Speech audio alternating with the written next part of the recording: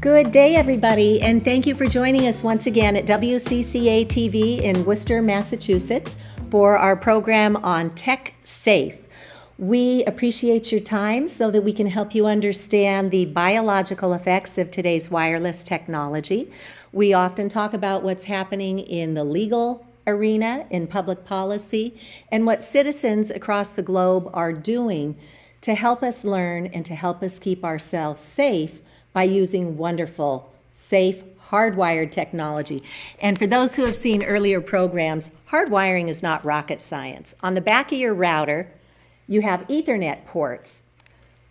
Just start plugging back in Ethernet cables. You can buy little adapters to your devices. Once you do that, you simply go in and turn off all the antennas in your settings. And then, if you can, it's important to measure. This is the Safe and Sound Pro 2 radio frequency detection meter that was recommended at the medical conference where doctors from around the world came together to learn about these electromagnetic fields of radio frequency microwave radiation and the very serious biological effects that they're having. Everything from cancers to infertility, links to ADD and ADHD and autism. And in the short term, many people start recognizing symptoms of microwave sickness once they get a little education. Headaches, nosebleeds, nausea, dizziness, anxiety, and issues with the skin and the heart. So we are biologically electrical beings. And when we have this big overlay of electropollution, it definitely has impacts on many of our lives, and it's cumulative. So if you're not feeling it today, that doesn't mean that you've dodged the bullet. It means it could build up in your system to the point where it spills over and you begin to experience symptoms. So thank you for joining us. I fell down the rabbit hole with this issue back in 2013 after I ran many campaigns in my local school district in Ashland, Massachusetts, to bring technology in at the time when we were being told by the industry that we needed this 21st century classroom. Once I learned that there were biological effects, I started this very difficult conversation with my schools and my community, and ultimately we became the first in the United States to even have this little sign hanging in our classrooms called Best Practices for Mobile Devices. Turn off these devices when we're not using them, because the industry would have us think all Wi-Fi all the time is the way to go. It says only to turn on Wi-Fi when needed. So we shouldn't be sitting under wireless access points and routers that are pulsating this microwave radiation all the time.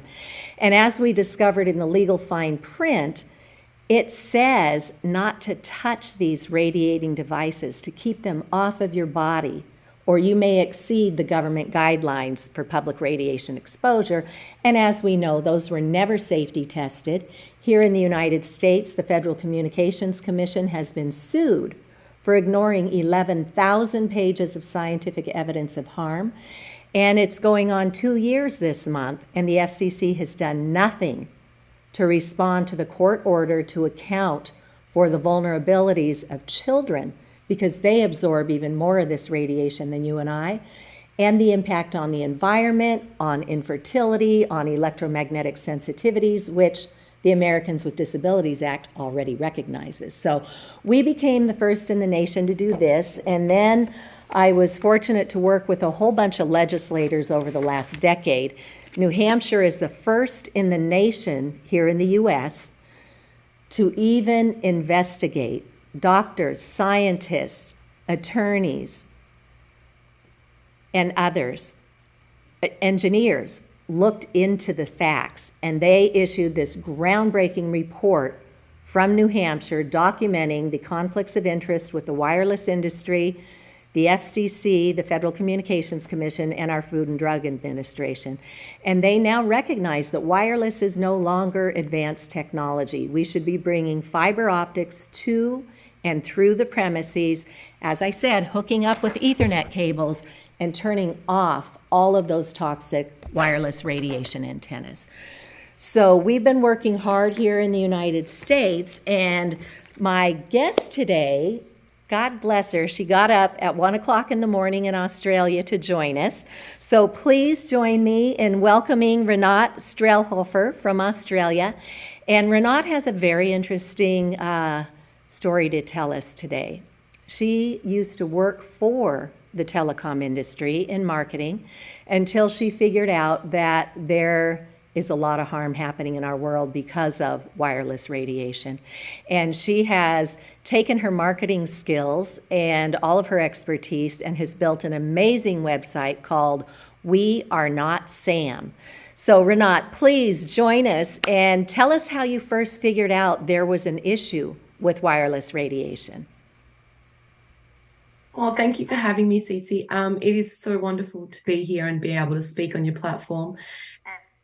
That I do is connecting with so many people all around the world that are doing this incredible work together. So thank you for everything that you do, firstly. And I've also got my Ethernet cable, so I'm really glad that that was one of the most important parts of your conversation at the very beginning. So my background is in telecom marketing, and it is the system that raised me. And I was plonked out of university as a rising star, and I was put into a graduate program for the largest telco in Australia, and that's Telstra. And for 2 years, I traveled all around the company and really honed in on my marketing skill set. And I think that's why, especially with the rollouts of 3G, 4G, and 5G, I was able to see the marketing. And I think that safe and effective element that so many people are now coming to is something that I came to at a very early stage. I was in my mid-20s and I was the youngest person in that team, and we were rolling out the largest 3GSM mobile network the world had ever seen. It was called NextG, and it was pioneering in Australia. And so from our perspective, we had a team of 8 that had a $1 billion budget. And so we put up 5,000 new sites. We did marketing. You couldn't leave grandma's house without seeing an advertisement. It was absolutely everywhere. And it was the first time we went from dial-up, if people remember, to, to video calls and picture messages. And it was a sci-fi reality for a lot of people. And we were bringing that to life. And for as far as I knew and as far as I felt, it was something that I thought I was doing, which was really wonderful. I was sold the story that we were selling to others outside. And so what ended up happening was my husband, because we got a new router, and went to the 3G routers, he started complaining of sleep disturbance. And he said to me, and he gave me a look that stamped me for life. And I still see that look in him sometimes. And he said to me, Rinat, I think you need to go look into this. And that look was the look of me realizing that I don't really know. And he knew that. And I said, but there can't be. And he said, you don't know. And so I didn't. And I had to acknowledge that. And I went into the research database early the next morning. And I found that 38% of the market that I had were concerned about health effects. Now, for a new technology, that is an astounding number. And so under normal circumstances in marketing, you would go into your executive director's office and you would say this requires a safety campaign. And that was another look. And that look was to get my foot out of the door. And I don't have that type of personality. So I went digging. My curiosity got the better of me. And so I went to the research department and I said, how are they testing this for safety? And my colleague at the time did not want to tell me internally. So he took me outside for a coffee and he said, well, it's an international standard and they're testing mobile phones for safety since the mid-90s on a plastic mannequin called SAM, a specific anthropomorphic mannequin, which is just a big word for dummy. And it's a plastic dummy and they fill him up with liquid and they measure him for 6 to sometimes 30 minutes and decide whether or not that heat heated up by more than 1 degree Celsius. And if it didn't heat up by more than 1 degree, then one device in a laboratory of their choice means that millions of those devices can be sold on the market. And that is the international standard. And so for me, my entire body dropped and I just thought people need to know. People need to know that this is not a biological test. There's no skin, no organs, no DNA, no bones. It's just a glorified dummy. And so I went speaking to some of my colleagues and showed them. and explain to them what this is. And they chose to look the other way and asked me to do the same. And in no uncertain terms, it was done in various ways and various conversations. And, but at the end of the day, I couldn't look away. So the best thing I could do was run away. And I can tell you there's a time in your life where everything that you're running from is like a shadow. It follows you everywhere you go. And there was a time that I knew it would come for me to be able to fully come circle. And that happened once I had a little boy, and I felt a calling to come back home. I ran away actually. So within 3 weeks, I started noticing my campaigns were taken away from me. So I was doing a mobile phone film festival, so I couldn't participate in a lot of these things because I thought this was targeting kids. It was targeting teenagers. And so these campaigns, I just couldn't give it, and I wouldn't give it the attention it needed. And so they were being taken away. And then within a few weeks, I looked at my husband and I said, let's move to Switzerland because he's Swiss. And so we left, and I went on a runaway train. And 9 years later, we came back to Australia, came back home, and I had a little boy with me, my little son.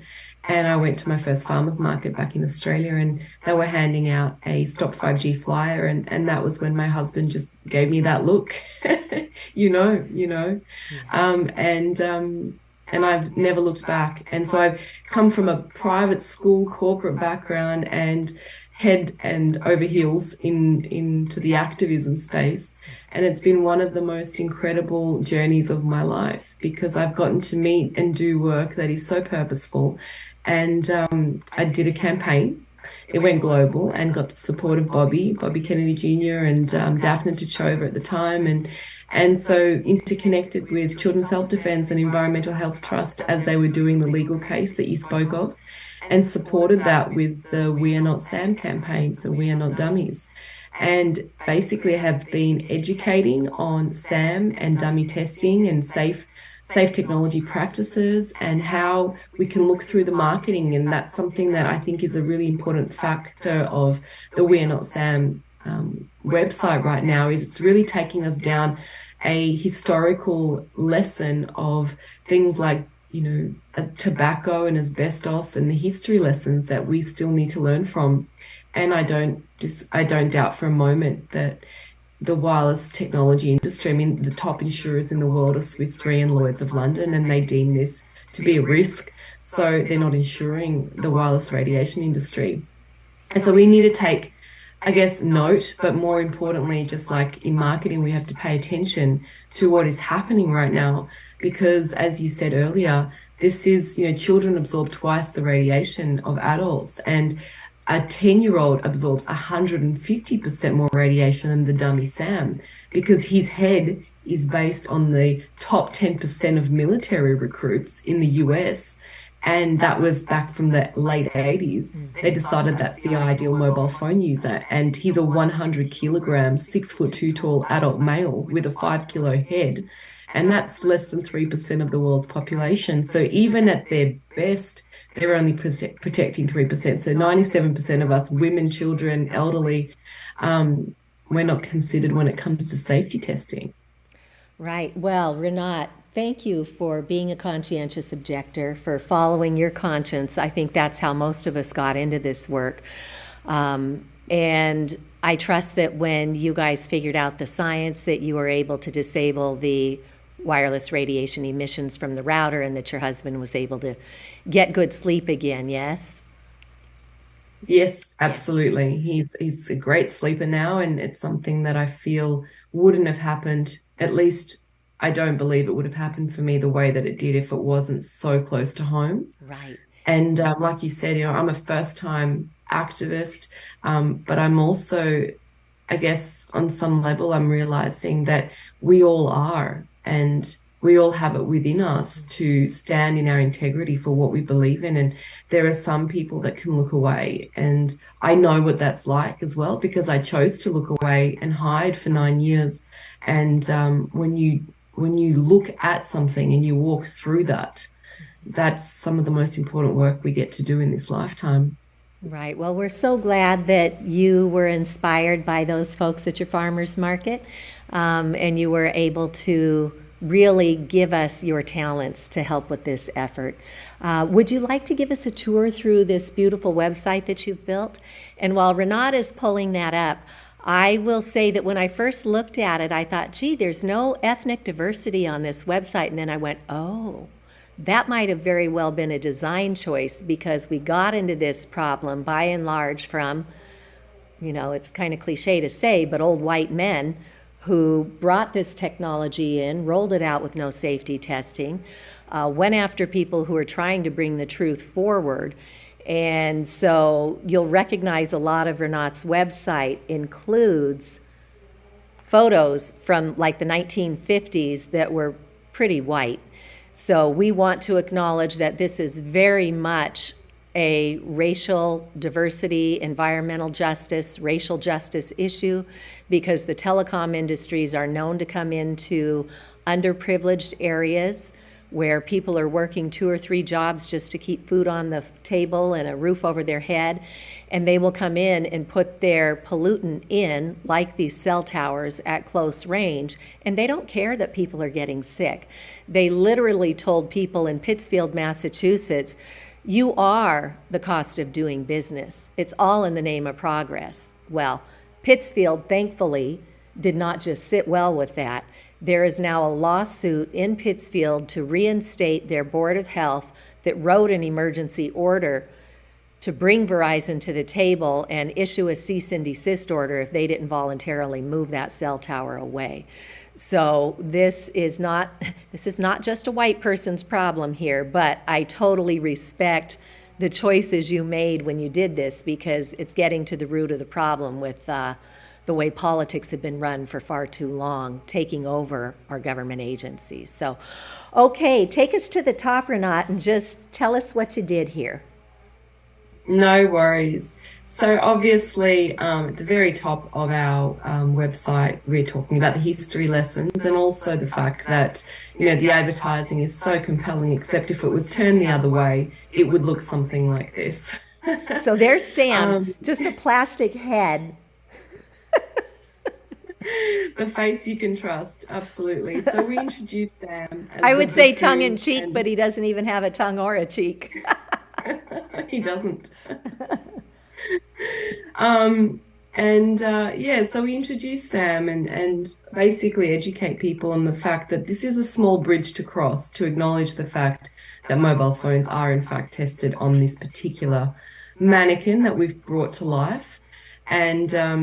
And we tell people more about him, and, we put him in different scenarios and explain the storyline, so that which we've just discussed. But essentially, this is a reminder of what's been done before. The 1 point opium was recommended to help babies sleep. I mean, there are definitely history lessons that we have here, and the advertising, which is so sparkly and happy, and that what they don't tell you is the dummy testing. That doesn't come through in the terms and conditions. That's in the user guide, that you've got to comply by keeping the phone at least 5 millimeters away from the body. And there's a reason for that.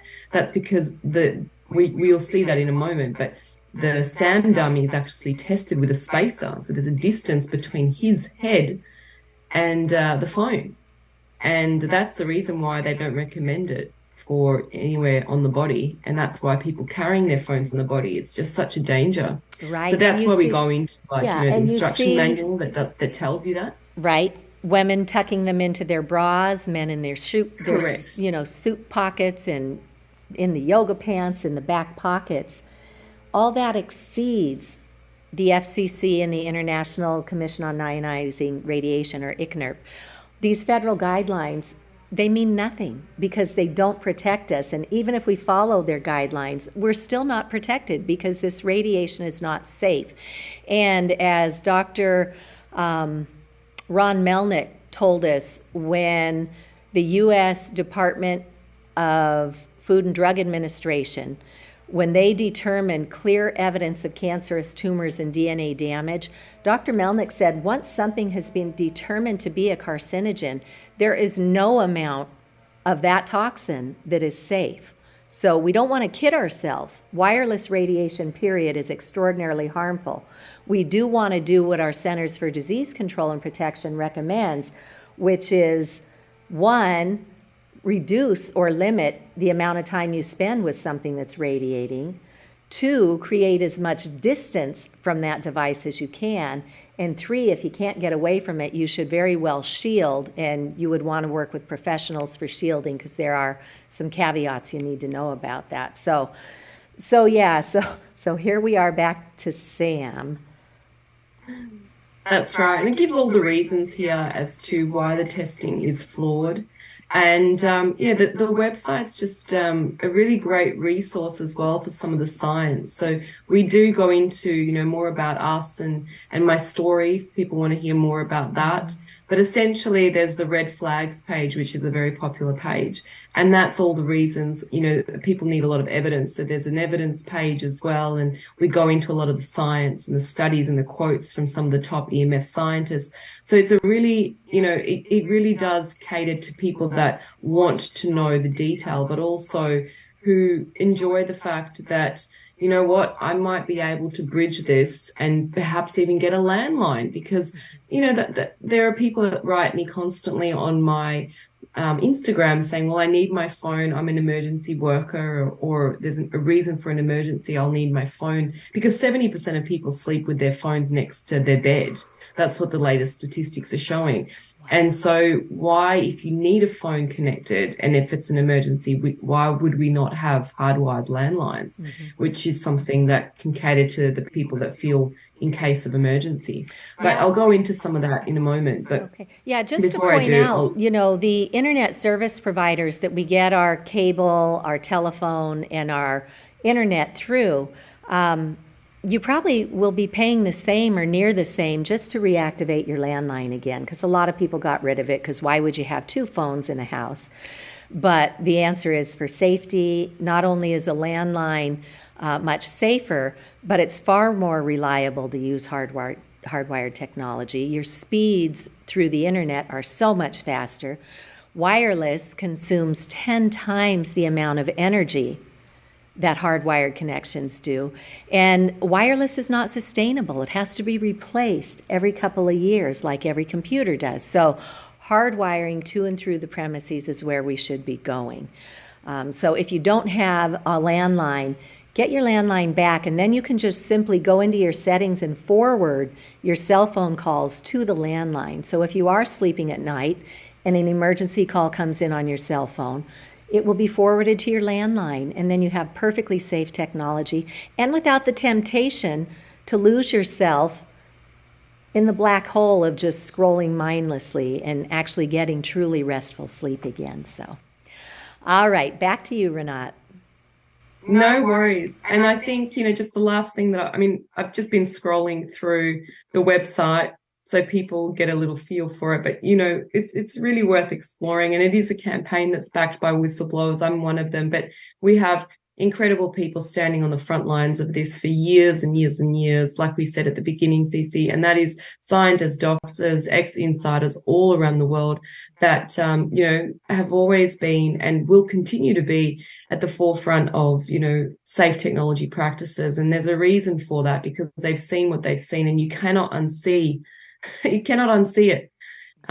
These are some of the incredible scientists that I feel we're standing on the shoulders of: Dr. Leonard Hardell, Dr. Pri Bandara, Professor Ole Johansson, even, for me, it was Professor Gandhi, who I've interviewed, that really set the ball rolling for me. And that was his studies that showed, all the alternatives that do exist for safety testing that are being ignored.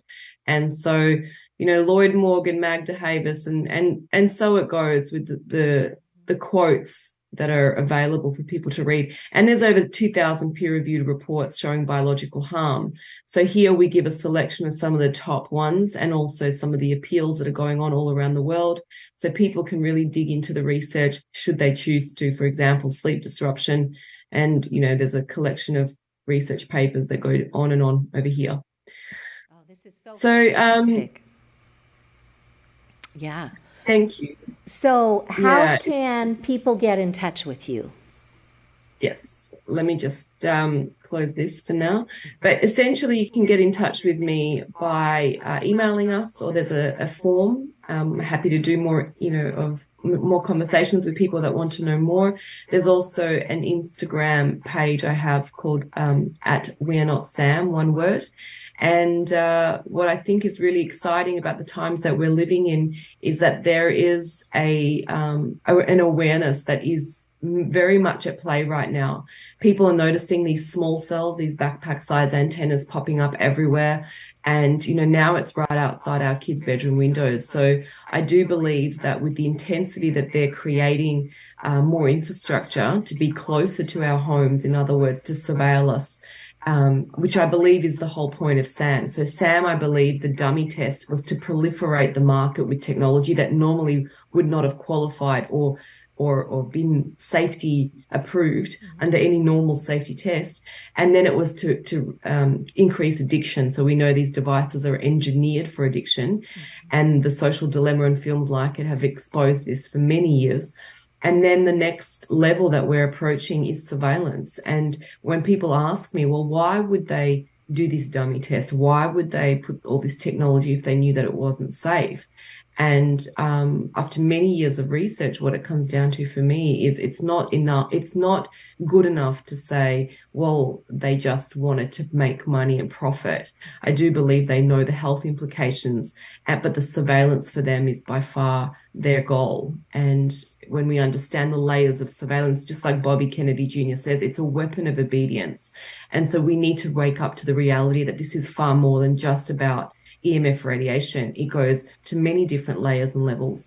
And when we understand those layers and levels, then we can put the power back in our hands and we can make decisions about safety for ourselves. And that is the piece about the digital empowerment, is there are ways to use technology in a healthy way. There is digital wellness protocols that are available that I'm sure Cece, you or I can talk into. So one of them, first we need to secure our own technology safely and take care of ourselves and our families. But Dr. Timothy Sheckley and Camilla Reese and others put out this policy paper that's free online called Reinventing Wires, the Future of Landlines and Networks, that teaches how to bring this conversation to our communities and start making sure we're doing fiber optics to and through the premises and not putting in more wireless. And just this week, a woman in Massachusetts talked to Comcast, which is one of the big installers here, and they were putting a fixed wireless box right on the building across from her, and she's electromagnetically sensitive. So we need to engage. We need to use these amazing resources. Rinat's website at We Are Not Sam is a wonderful starting place, and look at the science, know it for yourself.